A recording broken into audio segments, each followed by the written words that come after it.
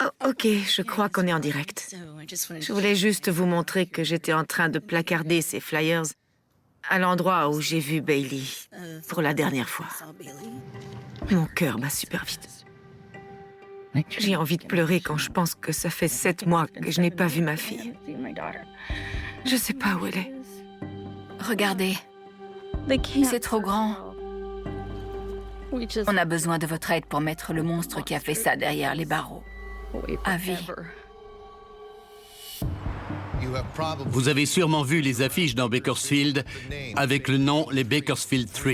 3 amis ont disparu ou ont été assassinés à 1 mois d'écart au printemps dernier. Mon bébé me manque! Mon cœur s'est arrêté. Je me suis dit, tout est lié. Le fait d'habiter dans une belle maison et dans un beau quartier ne vous protège ni vous ni vos enfants. Ils avaient tous une vie épanouie. Alors comment se sont-ils retrouvés en danger? Il avait peur.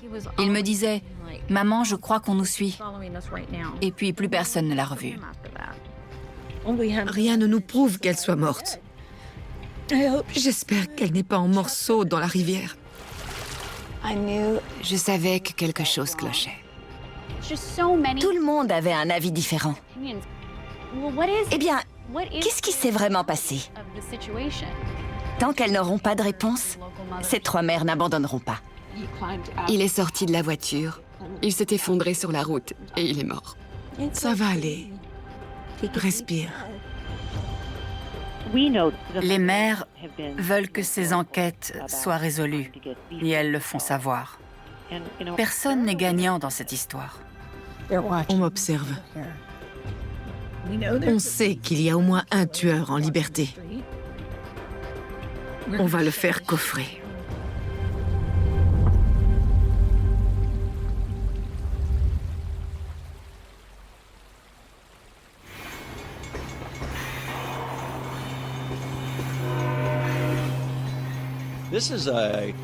C'est une affaire très compliquée, dans laquelle il y a plusieurs acteurs.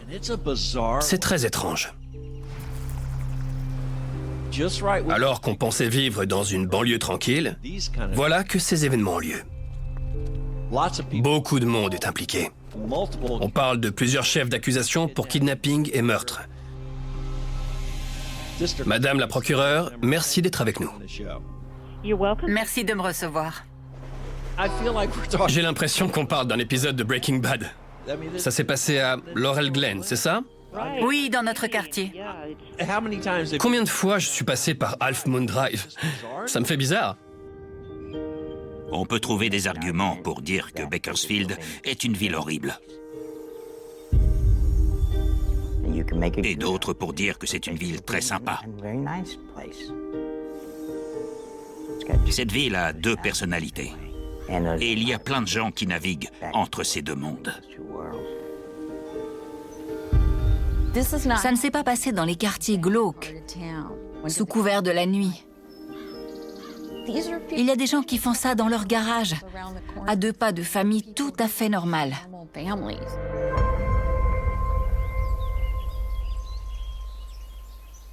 On veut la vérité. On l'a toujours voulu, même si c'est douloureux.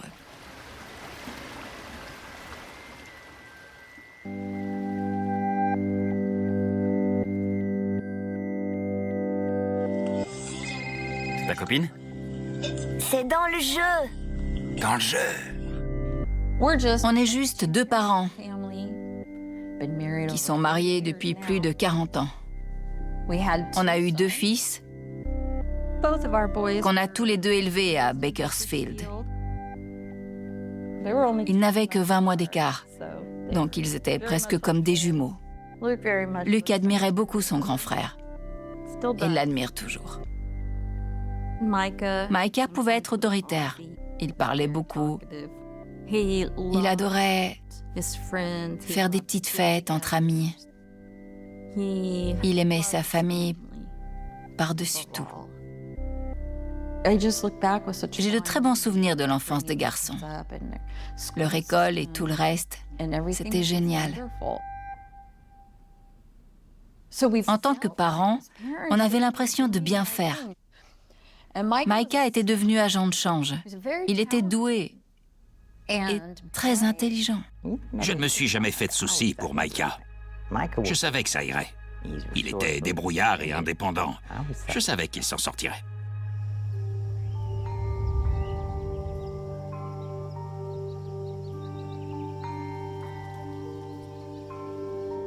Micah avait 34 ans quand il a disparu. Environ 3 mois avant, Lance et moi, on avait déménagé à Cane River Valley, qui est à peu près à 65 km de Bakersfield, dans les montagnes. On vivait loin de lui, mais on lui parlait encore presque tous les jours. Donc, on a trouvé ça bizarre qu'il n'appelle plus. Cette année-là, Pâques tombait, le 1er avril? Oui, c'est ça. Et Micah nous appelait toujours les jours de fête. Quelques jours plus tôt, un de ses amis nous avait appelés pour savoir s'il était chez nous, parce qu'il ne le trouvait pas. J'ai évidemment essayé de l'appeler, mais je tombais sur son répondeur, encore et encore. Micah ne lâchait jamais son téléphone, et il n'était jamais seul, toujours avec des amis. J'ai dit à Lance, il faut signaler sa disparition. On est allé à Bakersfield pour essayer de remplir une déposition. Mais on nous a dit que ça serait mieux si on commençait par chercher nous-mêmes. C'est ce qu'on a fait. Faites d'abord des recherches, puis revenez nous voir. Appelez les hôpitaux. Oui, appelez les hôpitaux et appelez ses amis. Mais ça, on l'avait évidemment déjà fait. Ça m'a rendue folle. Comme si on ne savait pas qu'il fallait le chercher. Si on était là, c'est parce qu'on ne le trouvait pas. Ouais.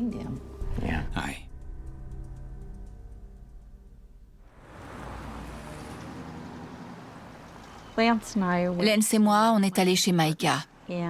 Et son propriétaire nous a laissé entrer. Il a dû pousser la porte assez fort parce qu'il y avait des piles de courrier par terre. Il avait laissé à manger sur sa commode. Il avait une lampe à lave. Ces lampes peuvent devenir très chaudes et il l'avait laissée allumée. Lance a commencé à fouiller dans sa commode et tous ses vêtements étaient là. Ça ne donnait pas l'impression qu'il avait eu besoin de quitter la ville.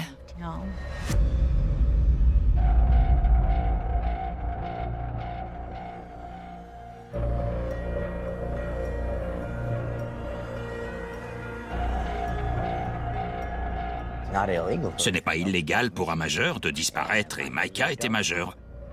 Donc, il n'avait aucune raison d'enquêter.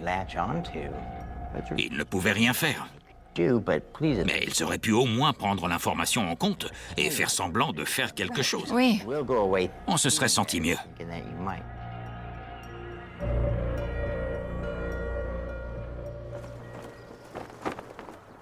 Pendant des semaines, tout le monde vivait la même chose que moi. Vous avez vu Micah, comment il va? Vous l'avez trouvé? À ce moment-là, on était à l'affût de la moindre piste. Tout indice était le bienvenu. Comme quand vous m'avez appelé pour me dire que quelqu'un pensait l'avoir vu dans un fast-food.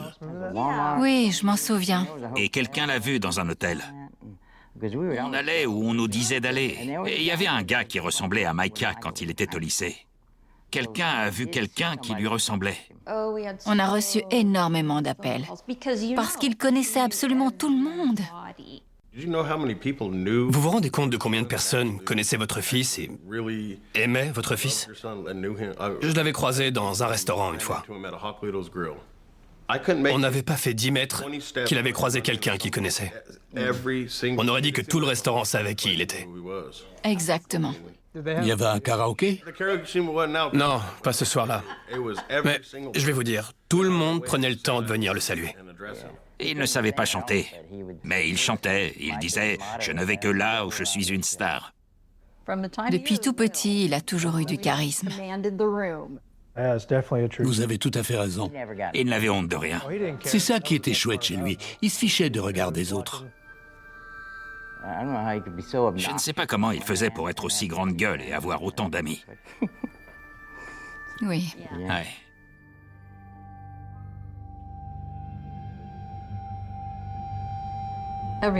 Tout le monde cherchait Micah. Tous ceux qui le connaissaient le cherchaient. J'ai créé une page Facebook. On a inondé les réseaux sociaux. Mais personne ne savait où il était. Personne ne trouvait de réponse.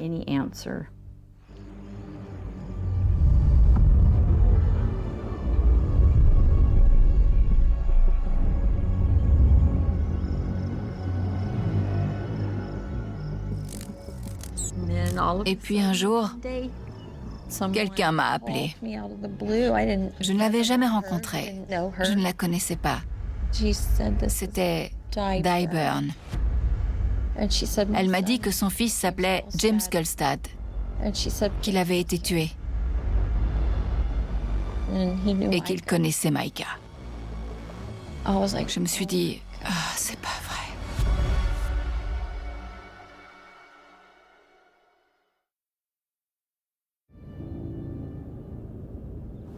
Lorsque des coups de feu ont retenti dans ce quartier résidentiel, tout le monde a été secoué.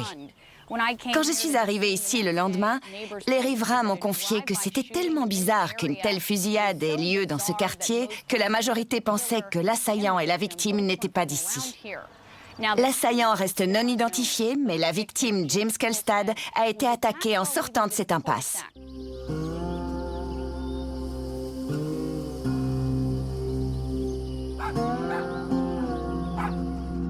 Ça suffit, ça suffit. J'ai une grande famille, j'ai 7 enfants. Je suis née à Bakersfield, mais j'ai vécu à d'autres endroits au cours de la vie. Puis je suis revenue ici. Bakersfield est une grande petite ville. C'est très étalé. Il faut 30 minutes pour traverser la ville. C'est bien pour élever des enfants. Les gens sont gentils. C'est juste que la qualité de l'air est mauvaise et qu'il fait très chaud. Il fait plus de 35 degrés l'été. C'est une ville qu'on adore et qu'on déteste.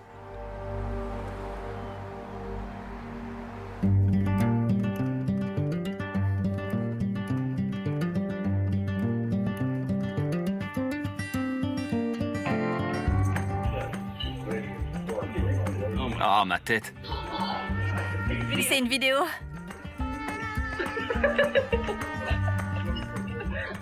James n'aimait pas trop vivre à Bakersfield. Il avait déménagé à San Diego. Il habitait au dernier étage d'un building dans le centre-ville. Il adorait la plage. Il adorait le surf. Et il adorait être père. James était un entrepreneur. Il aimait recevoir et il aimait faire la cuisine. Il vous aurait donné sa chemise. C'était le meilleur ami que vous puissiez avoir.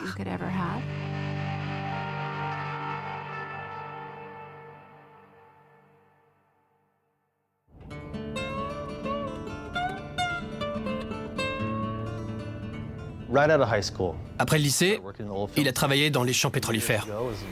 Bakersfield est une région pétrolière et agricole. James était soudeur de pipeline. Il était bien payé, il avait des sous.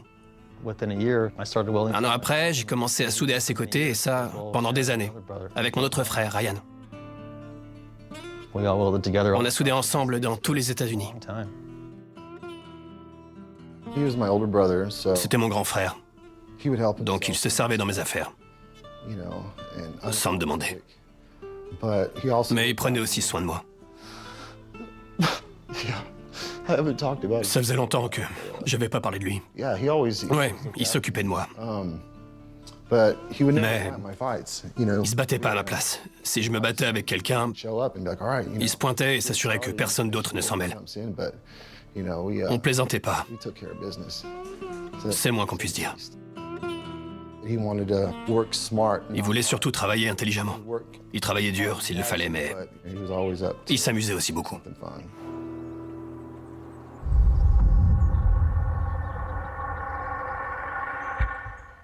James venait de réemménager avec moi l'été avant sa mort. En y repensant, il n'était pas heureux au travail. Mais à l'époque, je ne le savais pas. Sa priorité était de rentrer à San Diego. C'est une autre ambiance là-bas. Il y a la plage. C'est ça qu'il aimait.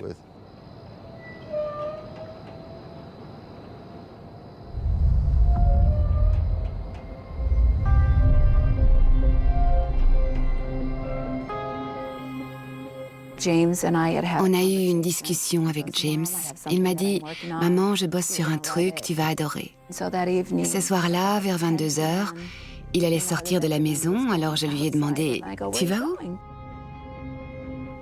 Il m'a répondu « Je vais acheter 2-3 trucs, des cigarettes et une bouteille de whisky. » J'ai rigolé parce que James ne buvait pas de whisky.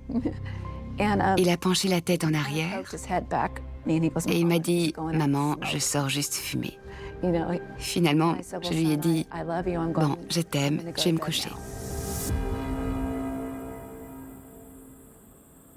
Et vers 1h15, j'ai reçu un appel qui m'a réveillée. C'était mon fils Ryan. Et il m'a dit « James s'est fait tirer dessus. » J'ai tout de suite appelé son frère Steven. Je lui ai dit « James s'est fait tirer dessus. Il faut qu'on y aille. » On habitait dans le même quartier sécurisé, à quelques rues l'un de l'autre. Je suis allé la chercher et on y est allé.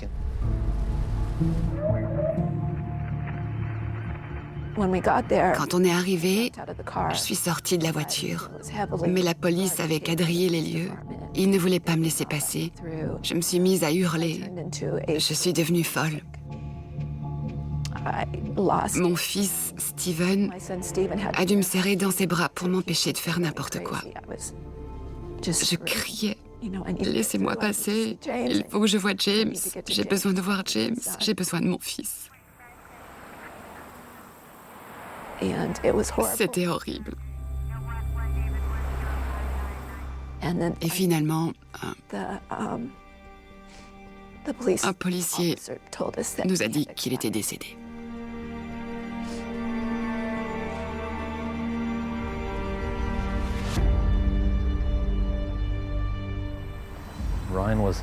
Ryan était sur les lieux du crime quand c'est arrivé.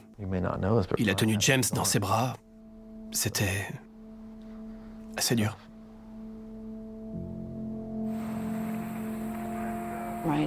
James partait quand Ryan est arrivé dans sa rue. Ils se sont croisés et Ryan a entendu des coups de feu. Il a regardé dans son rétro et il a vu des feux s'approcher. Il a cru que c'était James. Mais c'était la berline grise. La voiture a tourné à droite. Ryan a fait demi-tour et est revenu sur ses pas. Il a vu des gens qui essayaient d'aider James, qui gisaient au milieu de la route. Je n'oublierai jamais ce moment. On dit qu'avec le temps, ça devient plus facile à gérer, mais dès que j'y repense, les souvenirs remontent à la surface, comme si c'était arrivé hier.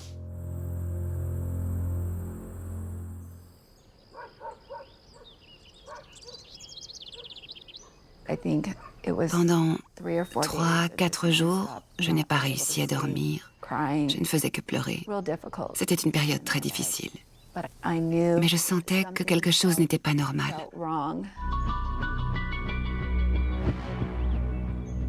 James a été tué le 8 avril et la semaine suivante, j'ai commencé à faire des recherches.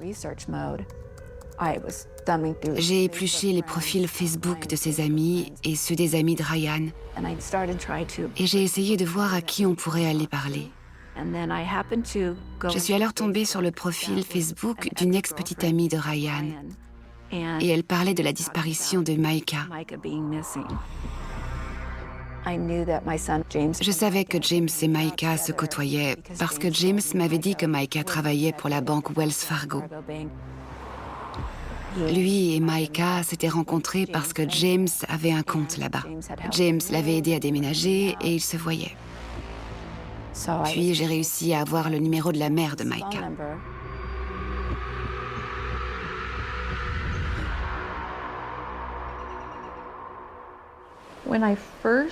Quand Di m'a appelé, je trouvais ça étrange que cette personne ait des informations sur Micah que j'ignorais.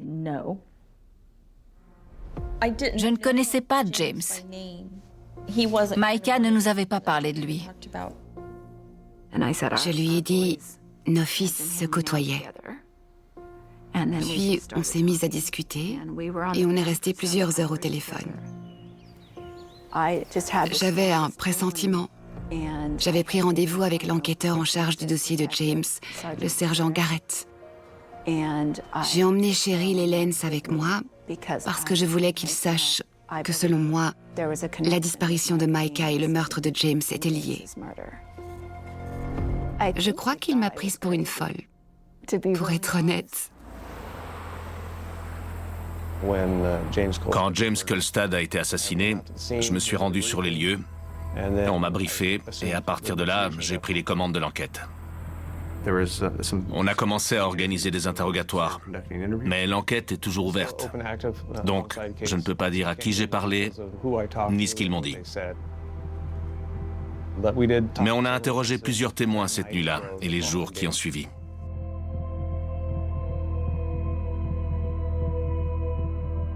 Cheryl a signalé la disparition de Micah le 4 avril 2018. Dans toute affaire de disparition, il faut interroger les dernières personnes à avoir vu la victime. On a réussi à obtenir un mandat pour ses relevés téléphoniques, les informations concernant ses comptes bancaires et ses comptes sur les réseaux sociaux, et il y avait quelque chose qui ne collait pas. Toute activité avait cessé en mars 2018. Il est possible de supprimer ses comptes sur les réseaux, mais il n'y avait aucune activité sur ses relevés bancaires, aucune activité sur ses relevés téléphoniques. Donc évidemment, ça nous a inquiétés. Plus tard, on a pu déterminer qu'ils se connaissaient. Mais ils ne se voyaient pas non plus tous les week-ends. Ils faisaient partie d'un même cercle d'amis. Ça lui a suffi pour dire « Je ne crois pas aux coïncidences ». Oui. Les choses n'arrivent pas par accident. Pour lui, il fallait continuer à creuser.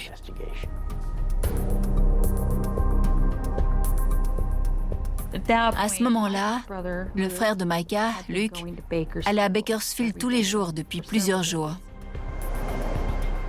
Il essayait de savoir qui il côtoyait, ce qu'il faisait, quels étaient ses derniers déplacements. Et il avait réuni des informations. On lui avait dit, si tu veux savoir ce qui est arrivé à Micah, tu devrais parler à Bailey. Tu dois trouver Bailey Parent.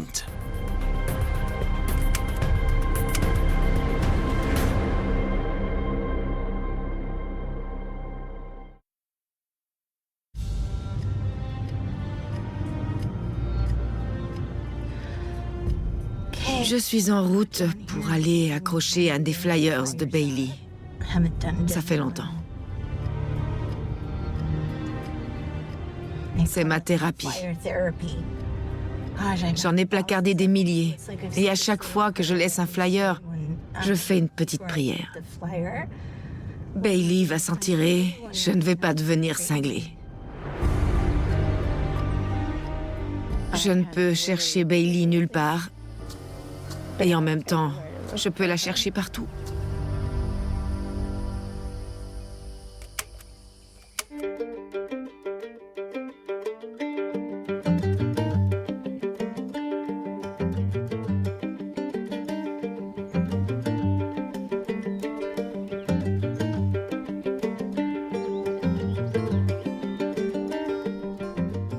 Je suis la mère de Kathleen et Bailey. Bailey est née en 97. Bébé, elle était trop mignonne. Je l'appelais mon petit oiseau. Parce que quand elle mangeait, elle picorait comme un petit oiseau. Donc c'était mon petit oiseau.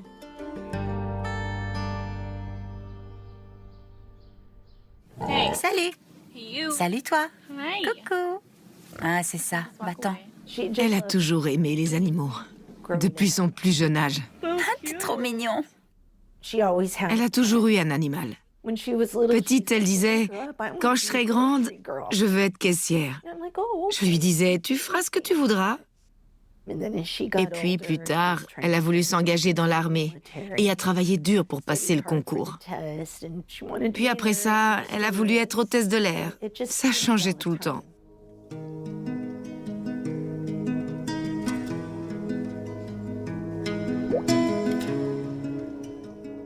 Sa remise des diplômes. Son sourire. Toujours. Elle avait un beau sourire. Et un rire contagieux. Oui. Elle n'était jamais dans le jugement. Elle était toujours là pour nous et elle nous aidait quand on avait un problème. C'est de là que venait sa positivité. Elle aimait voir les gens sourire et elle faisait tout ce qu'elle pouvait pour ça. Maddie n'a pas été sage. Mon bébé me manque.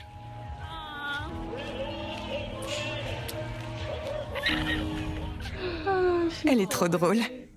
Ce qu'on faisait, c'est qu'on disait à mon père qu'on se préparait pour faire une séance photo. On va se maquiller et prendre plein de photos, papa, donc laisse-nous. Et quand il allait se coucher, on sortait. Ouais. Ah, nos copains venaient nous chercher ou on montait dans la voiture de mon frère et on partait en virée. Il y avait des feux de joie après les matchs de foot. On allait à plein de fêtes. C'était génial. C'est clair.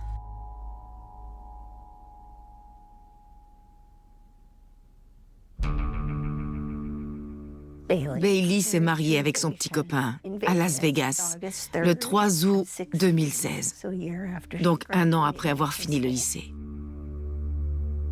Elle n'avait prévenu personne. Je n'étais pas au courant et une semaine ou deux après, je lui ai demandé « Vous vous êtes mariée à Las Vegas ?» Elle m'a dit oui et j'étais là. Quoi? Au lieu de la féliciter, je lui ai demandé « Pourquoi t'as fait ça? Vous deviez vous séparer. » Ils avaient une relation très tumultueuse. Ils se disputaient beaucoup. Et ils étaient jeunes. Et vous savez, mon instinct maternel me faisait dire que ça n'allait pas. Ce n'était pas le bon. Elle a fini par le quitter et est revenue habiter avec moi. Un temps. Vous savez comment c'est la relation mère-fille à cet âge-là. Elle trouvait que je la surveillais trop. Pourquoi t'as besoin de savoir où je suis? Tu m'écris tout le temps. Comme ça, je sais que tu vas bien. On en rigolait souvent quand je voyais mes amis ou ma famille. Comment faisaient nos parents pour vivre sans savoir où on était? On pouvait sortir dans la rue, aller faire du vélo.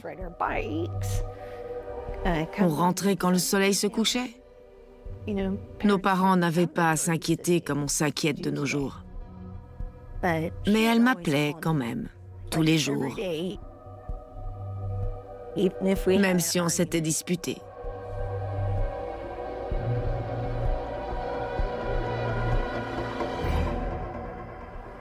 Bailey avait 20 ans.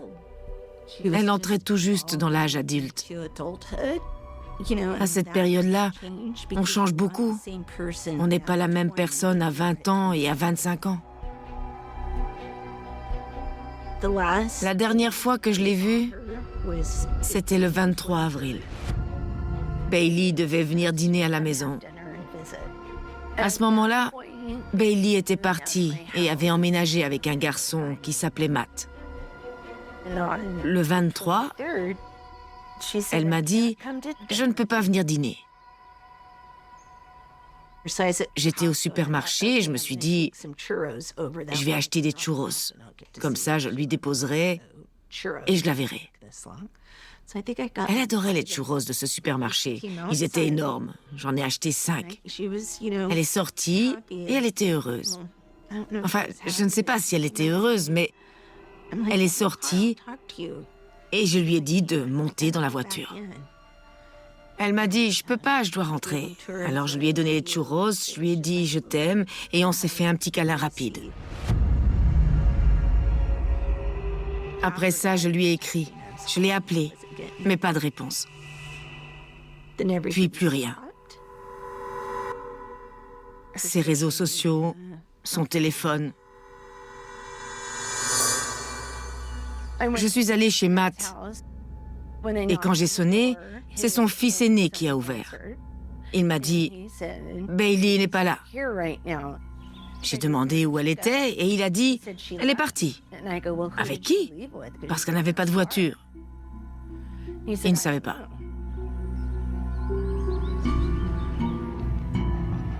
Elle était très présente sur les réseaux. Il ne se passait pas une heure sans qu'elle regarde ce qui s'y passait ou sans qu'elle poste. Elle était tout le temps sur Snapchat. Donc là, on s'est inquiété. Je savais qu'elle aurait appelé. Il y aurait eu quelque chose à un moment donné. Elle aurait envoyé un message, elle se serait connectée à l'un de ses réseaux sociaux.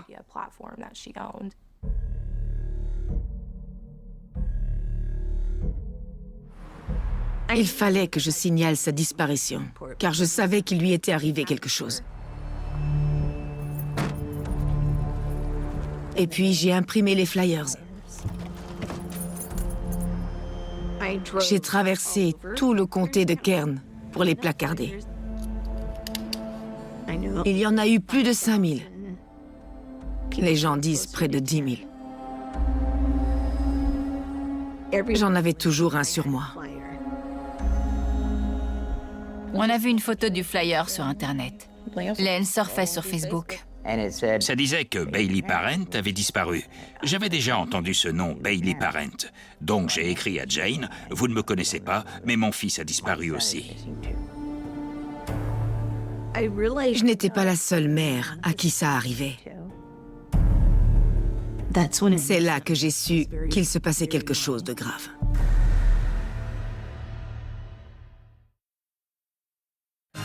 Voici les actualités. Depuis sa disparition, Bailey a raté plusieurs événements, y compris son 21e anniversaire. Énormément de moyens sont déployés pour la retrouver, des équipes de recherche et de sauvetage à la division aérienne. Bailey Despot n'est pas du genre à simplement disparaître, et les enquêteurs qualifient cette disparition de suspecte. De plus, elle pourrait être liée à une autre affaire de disparition du comté de Kern. La première fois que j'ai vu Jane, je lui ai dit que des amis de Micah avaient dit que Bailey était la personne à qui il fallait parler pour découvrir ce qui lui était arrivé. Je ne savais rien de Micah.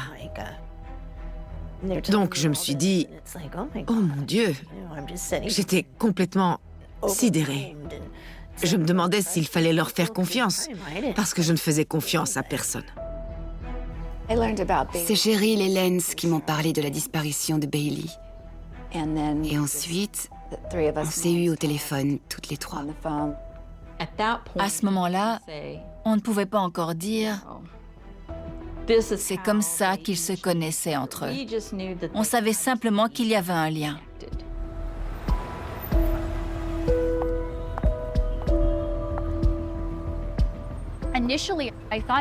Au départ, je pensais qu'il s'agissait d'une affaire comme il y en a des millions, dans laquelle une jolie jeune fille disparaît, se volatilise en pleine nuit. Mais une fois que j'ai eu pris contact avec Jane, elle m'a demandé si je connaissais Micah Olson-Bake parce que lui aussi avait disparu.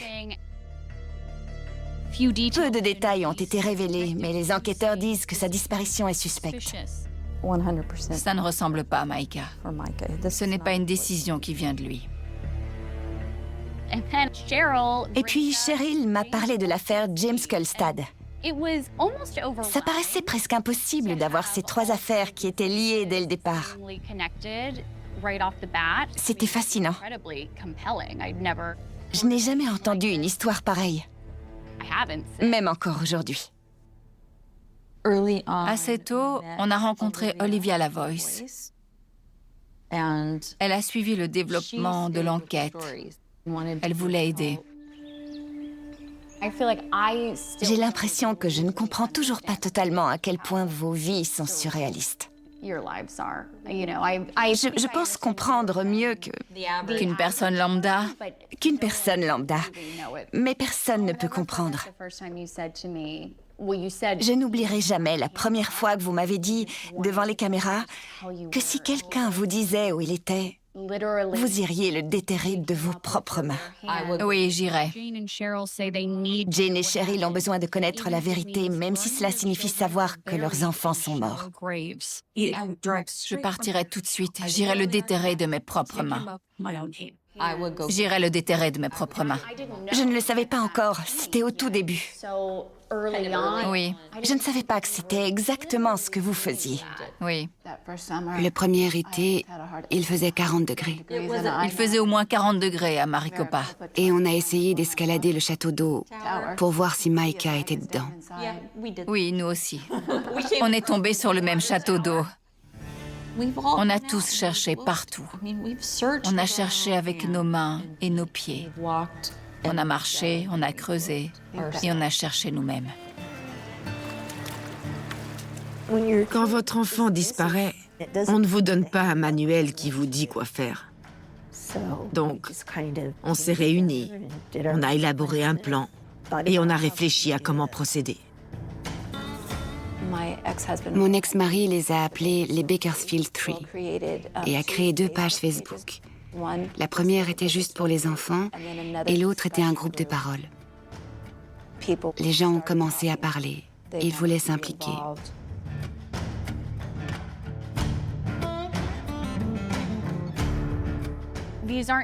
Ce ne sont pas seulement 3 mères en deuil. Ce sont 3 mères qui se retrouvent au cœur d'une énorme enquête. On a appris à faire des appels à plusieurs. On comparait nos notes et les noms qu'on avait. On y passait des heures. On s'est tout de suite demandé, tu connais cette personne? Tu connais cette personne? Dans une ville comme Bakersfield, si vous connaissez 20 personnes et qu'une autre personne connaît 20 personnes, eh bien, tout le monde se connaît. Je me souviens que je me suis entretenu avec les 3 mères. C'est à ce moment-là que le nom Bakersfield Three est apparu. J'essayais de partager certaines informations, mais il fallait protéger l'enquête. C'était souvent tendu quand on avait rendez-vous, parce qu'elles voulaient tous les détails. Et elles savaient que je leur cachais certaines informations. Ce n'était pas contre elles, mais je devais protéger l'enquête. Je devais tout le temps leur rappeler qu'on faisait tout ce qu'on pouvait pour résoudre ces affaires, qu'on y travaillait. Les 3 mères enquêtaient. Elles parlaient à des gens. Ça pouvait être problématique, parce qu'il y avait un phénomène de téléphone arabe et qu'elles n'avaient pas de ligne directrice dans leur enquête. Je leur disais, on ne sait jamais. Dans ce genre d'enquête, on ne sait jamais ce qu'on va trouver.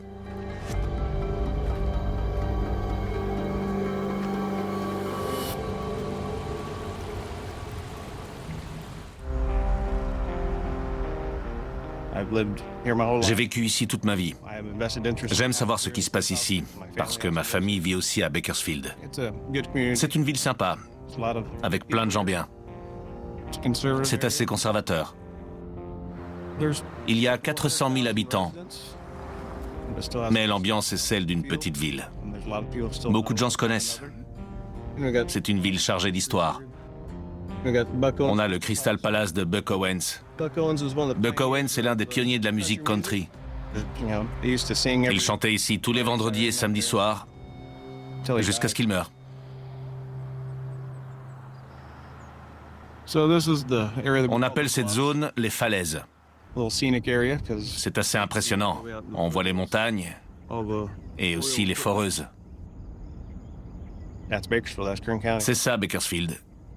L'agriculture et le pétrole. En contrebas, vous avez la Kern. C'est l'une des rares rivières meurtrières. On l'appelle la tueuse. Il y a beaucoup de gens à Los Angeles qui viennent passer du temps ici l'été. La rivière leur fait envie, parce qu'il fait chaud dehors. Ils se baignent et malheureusement, ils se noient. Il y a de forts courants. Je pense que beaucoup de villes aux États-Unis subissent des changements. Comme dans n'importe quelle autre ville, il y a des cambriolages et des crimes plus violents. Et souvent, ces crimes sont liés à un trafic de drogue. On a les mêmes problèmes de drogue que les autres villes. Il y a une forte consommation de méthamphétamine, de cocaïne, d'héroïne, de marijuana. On connaît une crise des opiacés. Il y a des beaux quartiers et des quartiers chauds. Et il se passe des choses des deux côtés. Le crime n'a pas de frontières. Si rien ne change, cette année sera la plus meurtrière jamais enregistrée dans le comté de Kern. Et ce soir, une autre distinction morbide. Le ministère de la Justice vient de publier les chiffres de la criminalité et nous avons le plus haut taux d'homicide de l'État. Le taux d'homicide de l'État est de 4,6 pour 100 000 habitants. Le taux du comté de Kern est 2,5 fois plus haut avec 11,3. Cette ville se situe à un endroit unique de l'État. Je ne sais pas à quel point c'est en rapport avec le taux de criminalité, mais depuis quelques années, on a le taux d'homicide le plus élevé de tous les comtés de Californie. Ça me fait mal au cœur. Il y a toujours eu des réseaux criminels clandestins liés à des activités pas nettes. On se trouve au croisement de deux très grandes autoroutes. On a même des problèmes de trafic d'êtres humains à cause de notre situation sur le réseau autoroutier. Bailey aurait été victime d'un trafic sexuel. Elle aurait rencontré les mauvaises personnes. À cette époque, Bailey était encore naïve. Si quelqu'un lui disait qu'il allait l'aider, elle le croyait. J'avais déjà passé beaucoup d'heures à parler à des jeunes femmes qui m'appelaient parce que quelqu'un leur avait donné mon numéro de téléphone pour me dire qu'elles avaient été menacées. Elles disaient « Ne donnez pas mon nom à la police, mes enfants ont été menacés. » J'ai commencé à me dire « Seigneur, quelqu'un a la main mise sur Rosedale. » C'est le quartier où on habitait et où les enfants étaient scolarisés. Jane vivait là et Di n'était pas loin. Elle habitait près du lycée, un peu plus au sud. On entendait parler d'un cartel mexicain, puis des Hells Angels. Ça pouvait pas être les deux. Est-ce que c'était l'un des deux? Soutirer des informations aux gens avec qui j'étais entrée en contact était très difficile. Ils ne voulaient pas parler. La plupart d'entre eux avaient peur et ne voulaient pas balancer, comme on dit. Ils avaient peur de se faire tuer. Je savais qu'un coupable courait toujours et qu'il fallait le mettre derrière les barreaux.